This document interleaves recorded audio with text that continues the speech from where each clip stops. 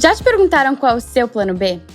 Muitas vezes, quem segue uma carreira artística é questionado direto sobre um plano alternativo.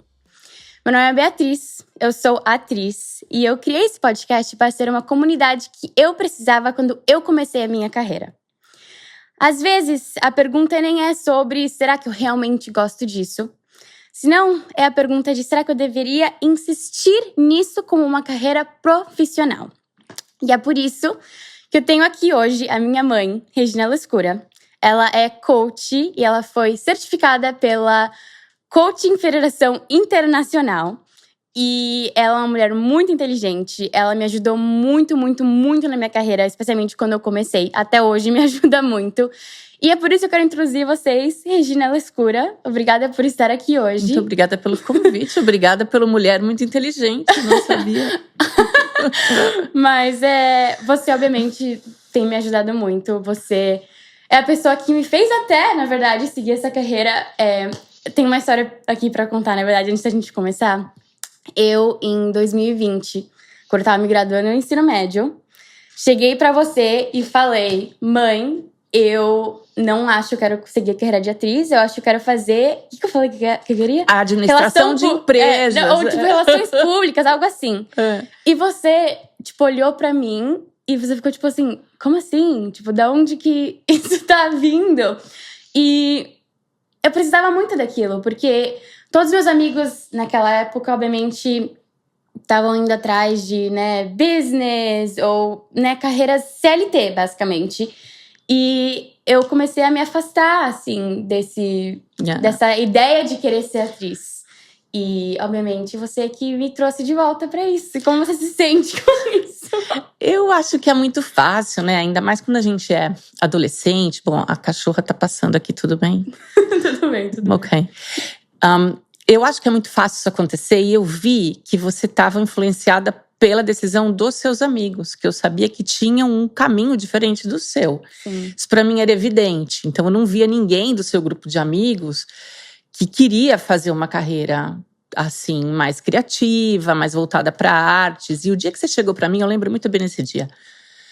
Eu estava trabalhando, cheia de coisa, minha cabeça a milhão. E aí você falou: mãe, eu preciso falar. Eu parei o que eu estava fazendo, eu falei: fala. Eu decidi que eu vou fazer… Eu lembro da palavra administração de empresa. E eu falei: o quê? E aí você falou: não, vou fazer administração, porque acho que é um caminho mais óbvio, melhor. E aí depois eu encontro um emprego no mundo corporativo e começo a ganhar dinheiro com isso e tal. E eu lembro de perguntar para você: mas você vai ficar feliz com isso? E aí você deu uma pausa, assim, né? E naquela hora eu falei: bom, eu vou falar o que eu sinto que é melhor. Eu falei: Beatriz, olha… minha filha, não existe plano B quando o plano A que a gente tem é muito forte. O seu plano B é fazer o seu plano A dar certo. Vai fazer faculdade, a faculdade que você quer. E seguir o seu caminho. Isso que você falou, obviamente, sempre ficou muito forte pra mim. Isso que você falou, de fazer… O seu plano B deve ser fazer o seu plano A dar certo. Porque, obviamente, ser ator não é um caminho linear. Acho que nenhuma carreira é linear, mas… especialmente com ator, às vezes a gente tem que meio que estrategiar. Tem que fazer estratégia de novo. Isso. E, assim, isso às vezes para atores, acho que é uma coisa muito difícil. Para mim, especificamente, tem sido uma coisa muito difícil, porque você meio que sai da faculdade de atuação e você já tem aquela expectativa: vou conseguir um trabalho, aí vou começar a minha carreira e pronto, acabou. Já sou bem-sucedida. E, obviamente… isso é raro acontecer. Você tem que, ralar, você tem que construir seu networking, a sua rede de pessoas. Tem muita coisa que tem que acontecer, não é tão fácil assim. E eu acho que isso foi difícil pra mim no começo. Você viu ter que entender que ter um plano B é fazer o plano A dar certo. Não ver o que você tem que fazer como um plano B, e sim como a ajuda para fazer o seu plano A acontecer. O meu exemplo, que eu provavelmente vou falar mais depois em outros episódios, é que eu decidi fazer uma outra faculdade de Media Studies.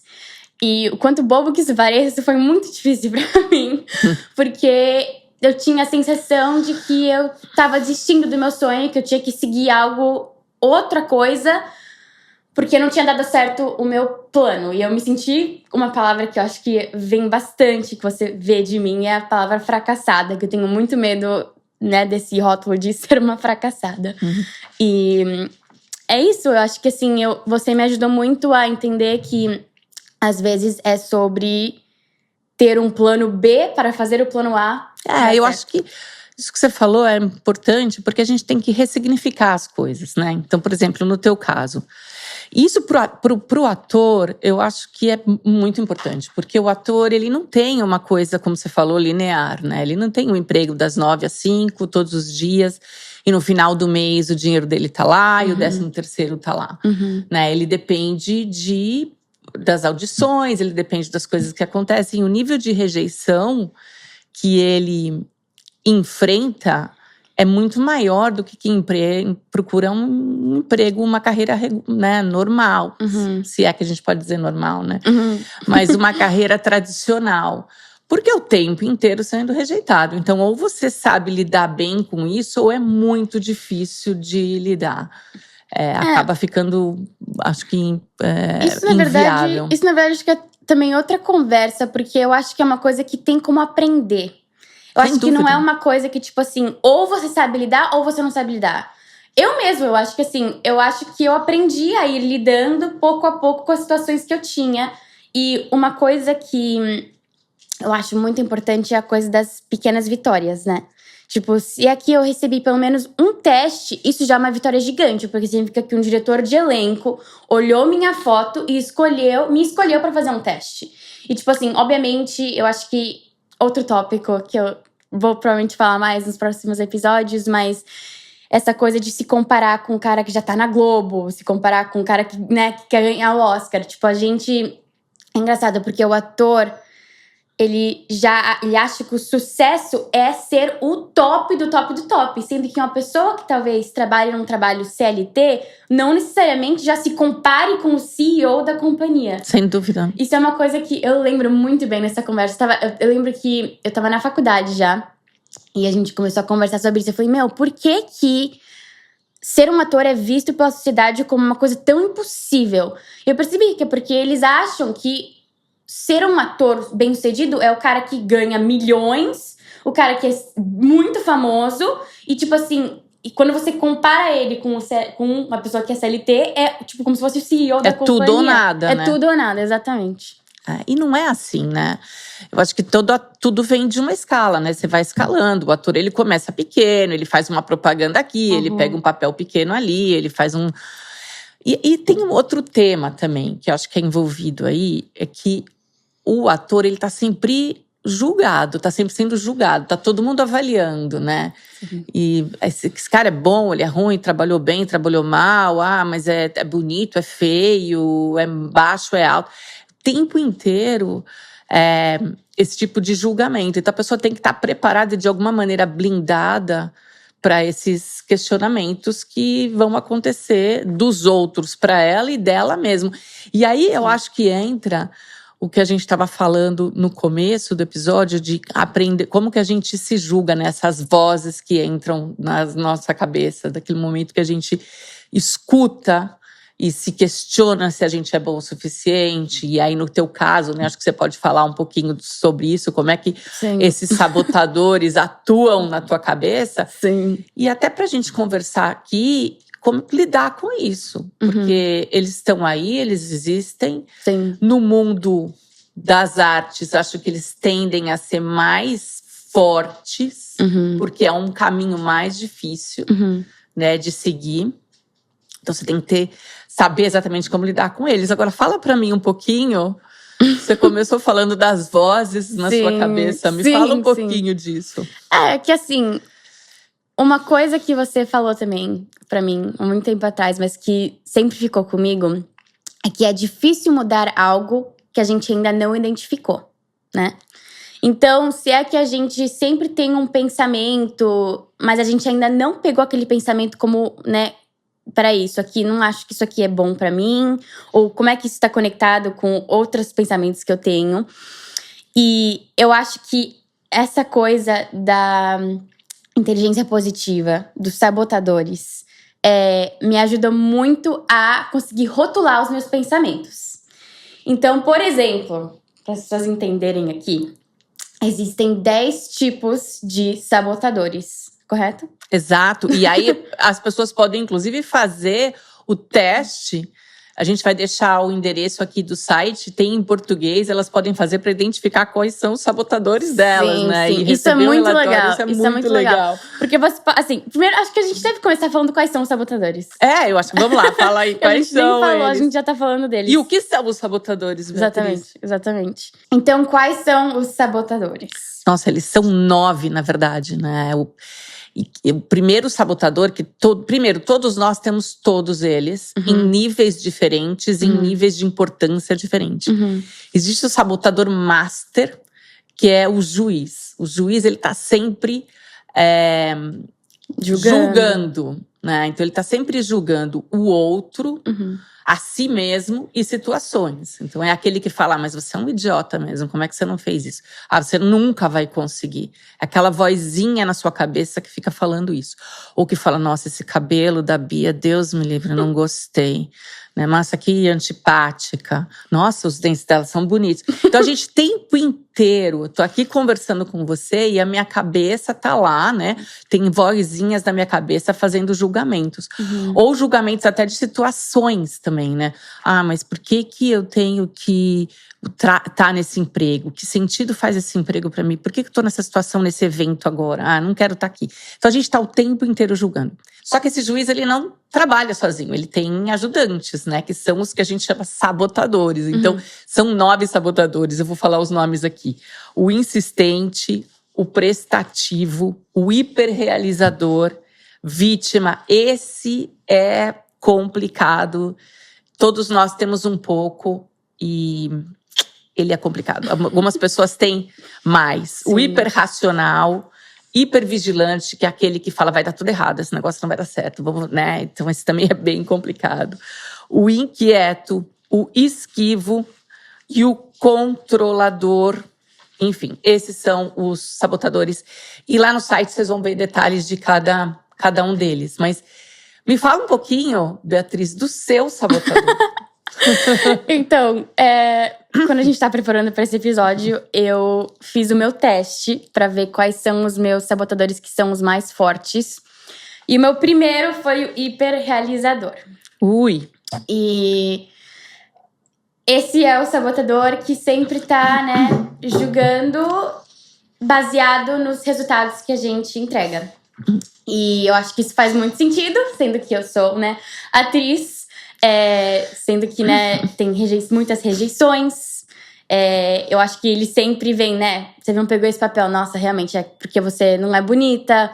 Ou porque você fez aquilo com seu cabelo, por que você fez aquilo no teste? Sempre vem esses pensamentos de, nossa, por que você fez isso assim? E é um grande julgador.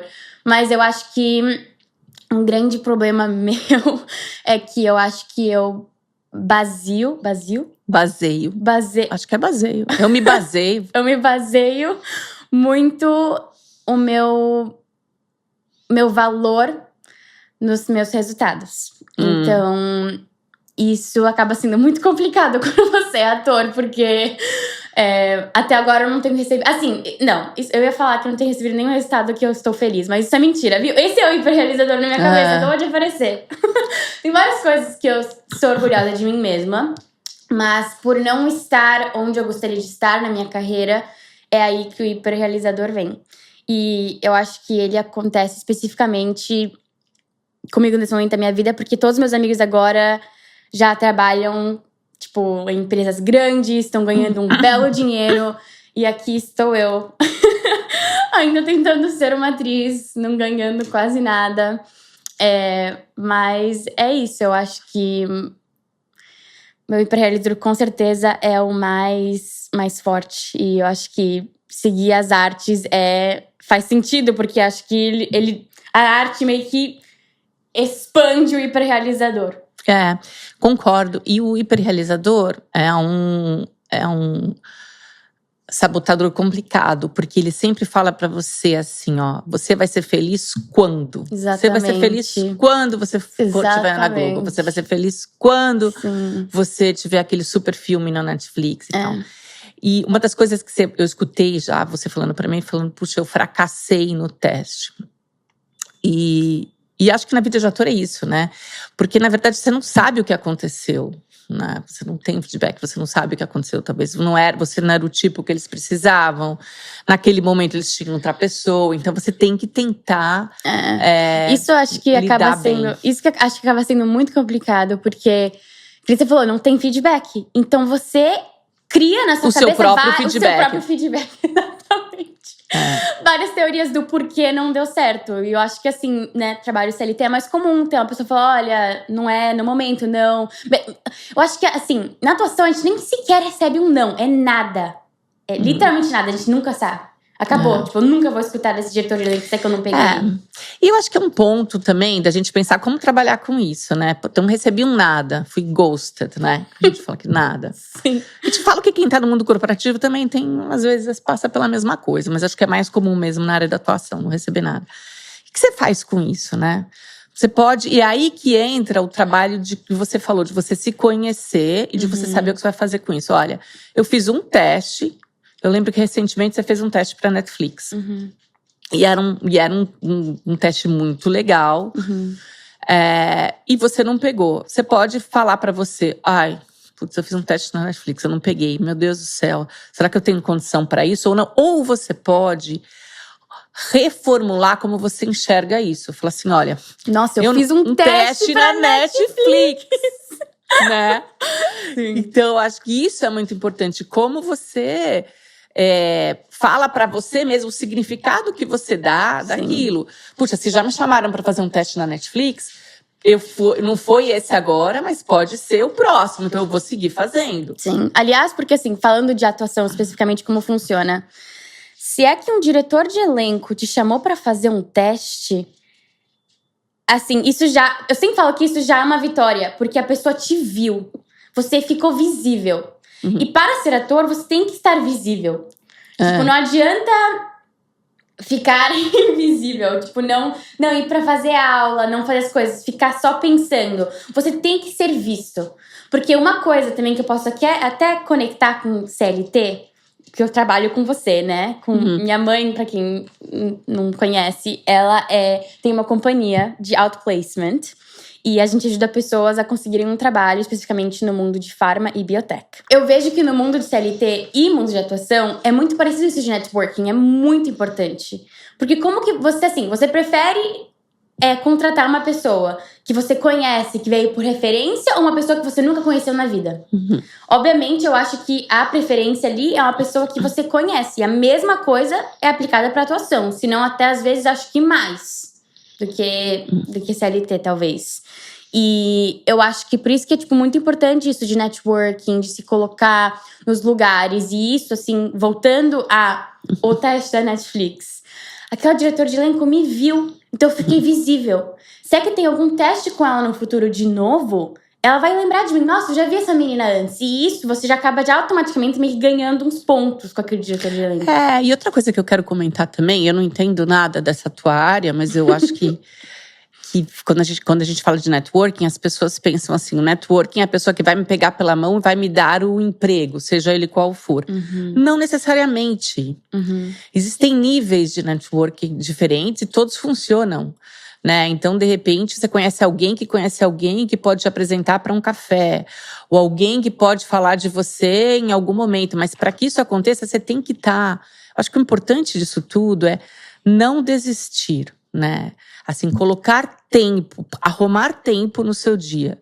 Se você precisa trabalhar o dia inteiro para poder pagar suas contas, o que a maioria das pessoas acho que precisa fazer, é a sua realidade e não dá para brigar contra isso.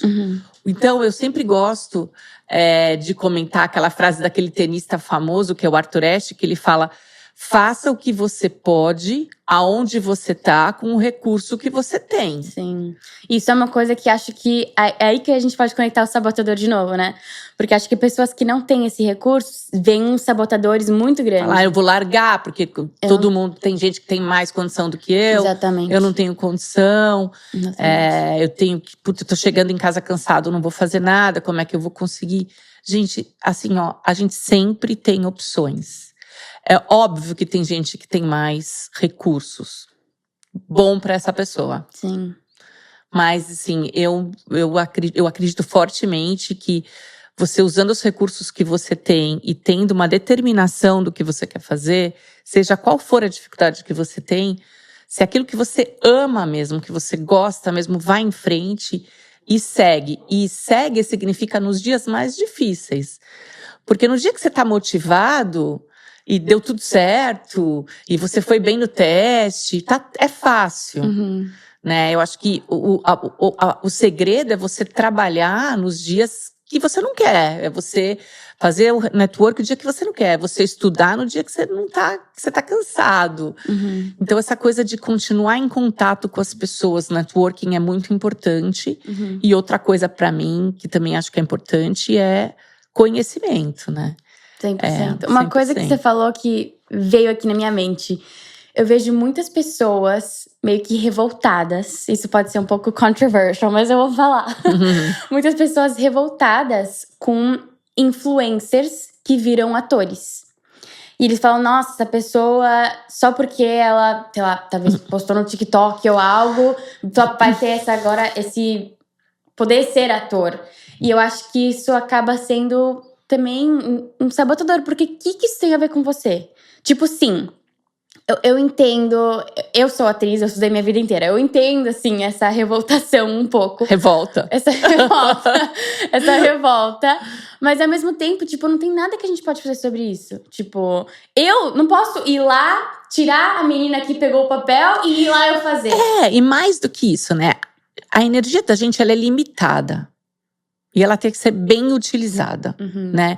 Então, o tempo que eu tô ali pensando, puxa, por que ela pegou, ela é influencer, não sei o quê. Eu poderia estar pensando e fazendo alguma estratégia, pensando alguma coisa de como eu posso me ajudar e o que eu posso fazer melhor para mim. E acho também que a gente tem que aprender com as pessoas. Se eu tô vendo alguém 100%. que fez alguma coisa que funcionou, eu posso pensar, o que ao invés de eu julgar essa pessoa, né? E aí, de novo, os sabotadores, ao invés de eu julgar, o que eu posso aprender? Deixa eu fazer, deixa eu reframe, né? Deixa eu mudar a minha lente. O que ela fez que eu posso aprender e, de repente, utilizar também? Com quem que ela falou? Não sei, eu acho que tem que sempre buscar alguma coisa no sentido de aprendizado e algo que você possa evoluir, né? Vendo a história do outro. E evoluir vendo na história do outro, muitas vezes, do que fazer e do que não fazer. Eu acho que, no fundo, o importante é você focar no que você controla. Você vai controlar a vida de quem tá? Não. Isso vai mudar efetivamente a sua vida? Então, acho que assim, fazer perguntas. Esse tempo que eu tô aqui passando para julgar e ficar irritada com essa pessoa porque ela é influencer e, na minha concepção, ela não tem nenhum talento, e eu que tenho talento tô aqui e não consegui um trabalho. Isso está me ajudando? Tem duas perguntas, né? Isso está me colocando mais perto do meu objetivo? O que eu estou aprendendo com isso? Por causa desse tempo aqui, esse tempo que eu estou usando, vai me fazer chegar aonde eu quero? Se essas três perguntas, a resposta é não, foque em outra coisa. Né? Ok, agora eu tenho uma pergunta pra você. Depois que você identifica o seu sabotador, qual é o primeiro passo para diminuir a força dele? Boa pergunta. Acho que a primeira coisa é identificar. Isso talvez seja um dos passos mais difíceis. Existem algumas estratégias para você diminuir a força dele. Uma das estratégias que eu gosto bastante é ressignificar, né? Então, essa que a gente comentou agora. Então, assim, meu sabotador fala, olha, eu fiz um teste e eu fracassei. Então, na hora você fala para você, não, eu não fracassei. Eu fui chamada pelo diretor de elenco da Netflix. e eu aprendi como as coisas funcionam, e isso é um step para o meu próximo passo. Então, tenta sempre ressignificar. Existem outras estratégias, né, que a gente não vai ter tempo de falar aqui, mas essa é uma das que eu acho que você é fácil de usar e faz uma diferença absurda. Eu lembro que uma vez eu li um livro da Mel Robbins, não sei quem conhece ela, é uma coach muito querida. E ela comentou isso, ela falou, olha, toda vez que eu vou na Disney, né, e eu tenho… Eu sinto, toda vez que eu vou ela falou de uma montanha específica, acho que foi da Space Mountain, né? Eu sinto, assim, borboletas na barriga. Que são as mesmas borboletas na barriga que eu sinto quando eu vou fazer uma apresentação, quando eu entro na apresentação, que eu tô nervosa, se aquilo vai dar certo, se vão me julgar, se eu vou falar errado, se as pessoas vão falar, nossa, como a Mel é ruim, enfim. E ela falou, e eu aprendi que, então, a mesma borboleta na barriga que eu sinto quando eu tô excited, quando eu tô feliz, que eu vou na Space Mountain, na Disney, é o mesmo sentimento que eu tenho no meu corpo quando eu tô estressada, com medo do que eu vou fazer. Então, eu aprendi a ressignificar. Falar assim, não, peraí, essa apresentação, eu tenho uma oportunidade de estar apresentando para as pessoas. Eu tô aqui, eu tô numa posição de ensinar pessoas, de interagir. Quantas pessoas gostariam de estar fazendo essa apresentação que eu tô fazendo? Então, isso é uma coisa que eu uso muito pra minha vida, eu ressignificar. Inclusive com apresentações, que eu tenho que fazer muito. Eu falo, peraí, não… Você tá com medo? Medo do quê? É legal, você tá tendo a oportunidade de apresentar. Isso é outra coisa, outro aprendizado com Regina Lescura que mudou minha vida. Porque, obviamente, quando você vai fazer um teste, você tá… Nossa, eu fico muito nervosa, tipo, muito, muito, muito nervosa. E isso você que me falou, tipo assim, não, esse sentimento que você tá tendo é excitement, eu tô feliz, eu tô, assim, ansiosa para estar lá. E isso é muito poderoso. Muito. Porque é verdade, é o mesmo sentimento. É só a forma como você faz o reframe na sua própria cabeça. Peraí, ai, que medo. É o mesmo que eu vou sentimento no corpo. Você precisa dar um nome pra ele. Sim. Quando você muda, o nome dele muda tudo. Sim, 100%. Acho que as pessoas podem tentar isso e contar pra nós. Sim, muito, muito bom que você falou sobre isso. Porque isso é outro aprendizado que eu falei que mudou muita coisa pra mim. E… Bom, um ponto final aqui pra gente já acabar é que você me falou outro dia a seguinte frase. Ui. Me fala o seu sabotador, que eu te falo a sua maior virtude. Então, vamos falar sobre como o sabotador também pode ser uma coisa positiva. E né? O sabotador per se, ele não é… Porque o que o sabotador faz? Ele faz o mau uso das suas forças, da onde você é muito bom. Então, por exemplo, você me falou que o seu é o hiperrealizador, né? O hiperrealizador é um cara muito legal. Ele tem muita energia, ele faz as coisas, ele se comunica bem, ele vai atrás dos sonhos dele, ele quer entregar. Isso é muito bom. Agora, a partir do momento que ele é que essa força que ele tem é mal utilizada pelo sabotador, ele começa a julgar, a trabalhar feito louco, a achar que tá tudo ruim, né? A perguntar, não, isso só vai ficar bom, esse projeto só vai ficar bom quando? Isso aqui só vai ser bom, só vou ser feliz quando eu trabalhar em Hollywood, né?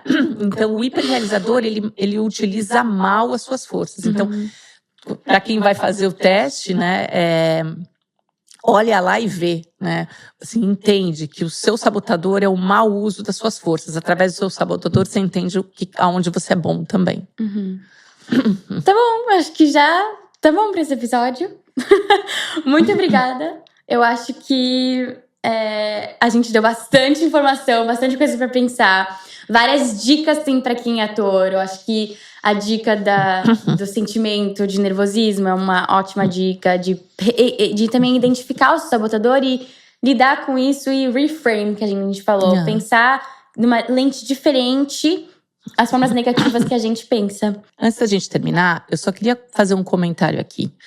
Como mãe de atriz, eu sei como não é fácil estar nessa jornada, né? Eu vejo o seu dia a dia.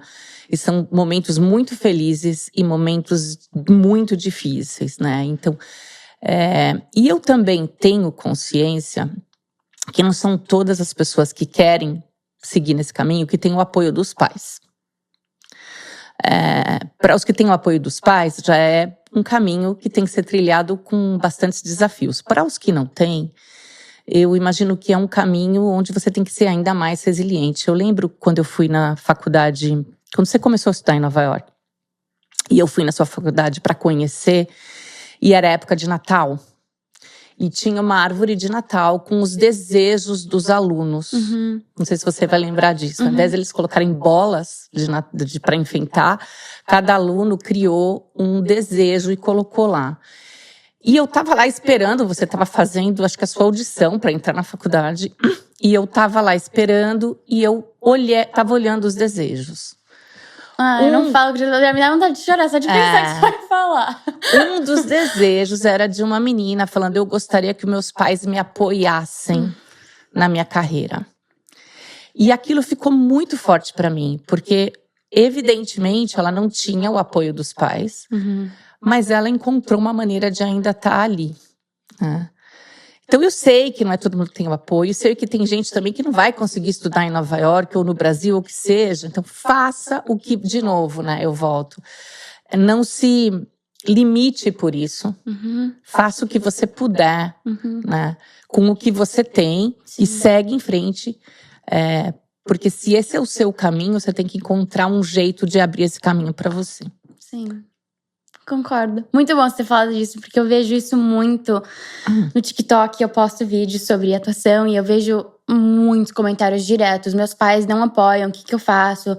Eu conversei com a minha mãe, ela quer que eu faça, que eu seja enfermeira, tipo, coisas assim. E é um tópico tão complicado, eu nunca sei como responder isso, porque ter uma rede de apoio é muito importante. Eu mesma não sei se seria forte o suficiente pra continuar se não tivesse uma rede de apoio. E por isso que você está criando esse momento aqui para falar com pessoas, acho que 100%. Assim, eu acho que eu vou falar em outros episódios a razão pela qual eu realmente estou aqui criando isso, mas é isso que você falou, ter uma rede de apoio quando você seguir nessa carreira é assim, a coisa mais importante, crucial. Acho que a coisa number one ali da sua lista é achar pelo menos uma pessoa, 2 pessoas que acreditam em você e que te ajudam nos momentos difíceis, porque, que nem você falou, vão ter muitos momentos difíceis, mais difíceis do que felizes. E é muito importante poder ter uma pessoa que você pode conversar. E é por isso que eu acho também legal, sempre legal, né, fazer escola de atuação, um curso, algo, qualquer coisa pra estar envolvido e ter essa comunidade. E, que nem você falou, esse podcast é outro espaço pra isso. Pra que as pessoas venham, conversam nos comentários, pra entenderem também quais são os meus próprios desafios. E é isso, eu tô muito feliz. E qual é a sua mensagem final para quem tá assistindo aqui hoje? Eu acho que a minha mensagem final é saber que esses sabotadores não são você. Que existe uma forma de fazer esse reframe para uma coisa positiva ao invés de negativa. E eu acho que a forma que você vê a vida é muito, muito importante. Porque você pode escolher 2 caminhos.